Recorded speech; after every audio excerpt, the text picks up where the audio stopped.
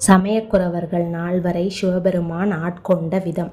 திருஞான சம்பந்தர், திருநாவுக்கரசர், சுந்தரர், மாணிக்கவாசகர் ஆகியோரை நால்வர் எனச் சொல்லுவோம். மிகுதியும் குறைவுமின்றி ஒரே நிலையில் இருத்தலும், பிச்சை எடுப்பினும் செல்வப் பெருக்கிலும் மனம் மாறாது என்றும் ஒரே நிலையில் பணிபுரிந்தவர்கள் இந்த நால்வர்கள்.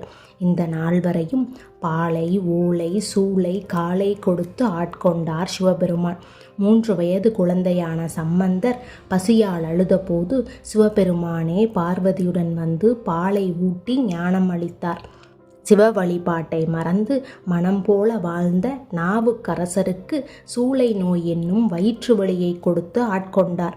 கிழவராக வந்த சிவன் சுந்தரரை தன் அடிமை என்று சொல்லி அதற்கான சாட்சியாக ஓலை காட்டி ஆட்கொண்டார். குருநாதராக தோன்றிய சிவன் மாணிக்கவாசகரின் தலையில் தன் காலை வைத்து ஆட்கொண்டார். நால்வர் துதி. பூழியர்கோன் வெப்பொளித்த புகழியர்கோன் கழல் போற்றி, ஆழிமிசை கல்மிதப்பில் அணைந்த பிரான் அடி போற்றி, வாழிதிரு நாவலூர் வன்தொண்டர் பதம் போற்றி, ஊழிமலி திருவாத ஊரர் திருத்தாள் போற்றி.